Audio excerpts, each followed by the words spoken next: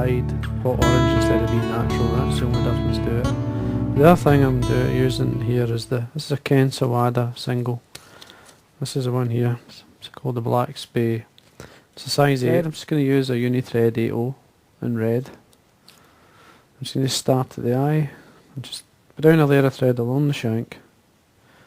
Just basically controlling the turns with the waste piece. What you do is just keep the waste piece tight and the turn of thread rubs up against it and then stays in line. So we take it to that point there. For the tail, now the tail is normally natural golden pheasant tippet. As you can see, this one's dyed a very warm or hot orange. Now what I'm doing is holding the tips here, coming in with the scissors, trim away what I want. Length, look at the length of the body. Just tie it on the top, a couple of turns down the way, so you get the fibres to lay on the top. Trim it the length of the body, there. Now the rib, it's quite simple, it's just a small or a medium gold wire. Just going to get some. Now, it's important that you use, if you're sea trout, use a good strong wire, and they tend to really aggressive or take the fly quite hard, so you need to protect your fly. Now for the body, I'm just going to use a red holographic tinsel on this UTC, this one here, and it's a large. Now, is there somewhere? There we are. The large is easier to work with. Don't use a medium or a small, you'll be up and down all day trying to cover the shank. Now what I'm going to do here, to save bulk, I'm going to tie it in like this. Basically catch it on the top, and then nice and tight, and with touching turns of the thread wind up. Just take your time, making sure they're well tied in. So your fly will last much longer if you do this. So you get to this point here.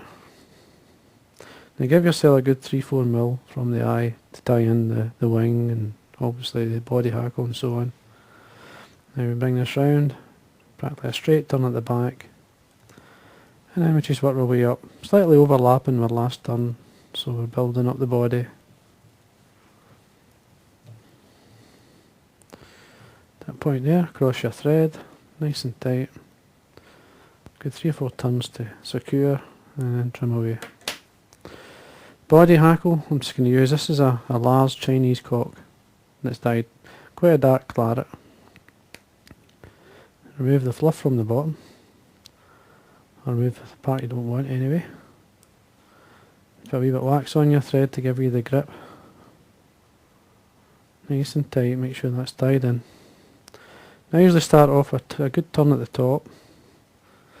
Now I'm going to do a start a turn off at the bottom with the wire just to get me ready for catching in the hackle.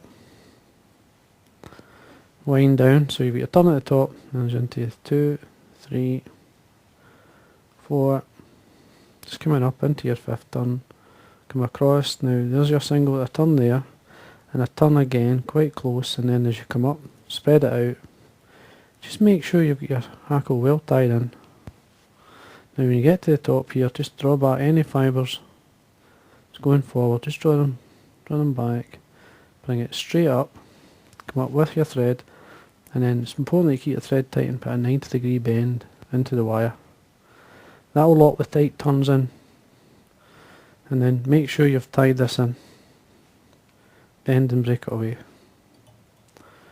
Just going to make sure you've got wax on my thread. Now you can break that off, it's nice and tight at the back. Now what I'm going to do here is just basically roll these fibres. I want them, these are quite long, I want this to be quite a sort of flowing type fly, not too tight, not too short in the fibre. If you want it slightly, say in smaller sizes, you may want to reduce the length of the fibre length, it's up to yourself. Now, we're ready for our wing. Now we get a bronze mallard feather. This is a medium sized feather here. Now what we do is remove the fluff from the bottom, and then to bring out the fibres, So basically you're lining up the tips. It's just bringing them about 90 degrees from the stem, normally brings them out. But some you may have to go slightly further around, but see there's the end starting to line up. You just take your time when you're doing that so you get them level.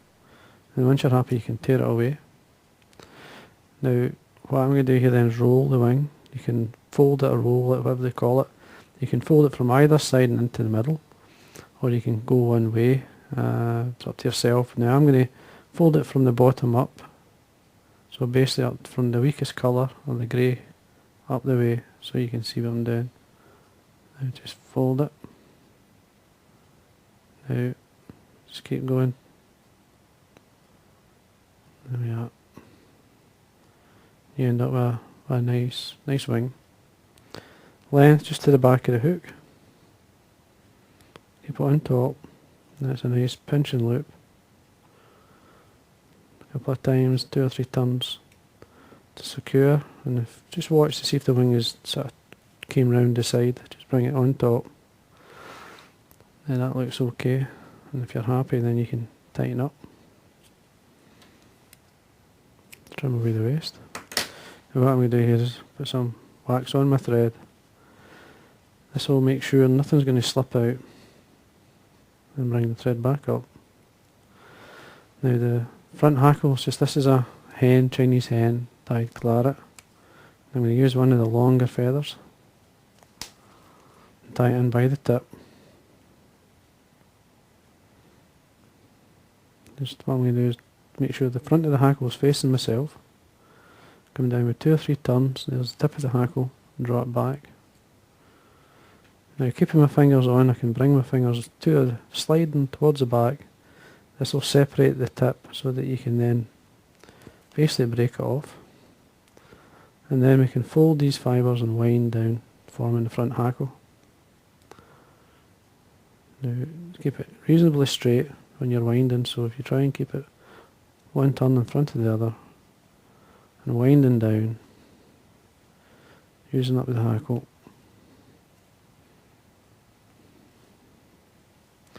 You're happy, then you come across your thread, put a 90 degree bend into the stem. Now what that does is open out the fibres so that you can get the turns of thread into the stem, keep it tight. Now what I'm going to do is put some more wax on my thread, just to slide down once, and for security, or make it last, just fold back the hackle again. Now there's plenty of room here to form a head, nice and tight, make sure it's well tied in. Now we can break that off, and then we can come in and wet finish.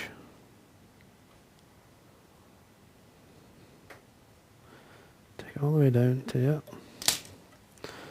I'm forming the head at the same time as I'm tying it in, doing the wet finish. And there we are. Now what I'm going to do then is basically some first coat, 2 coats of varnish, or what I like to do for speed.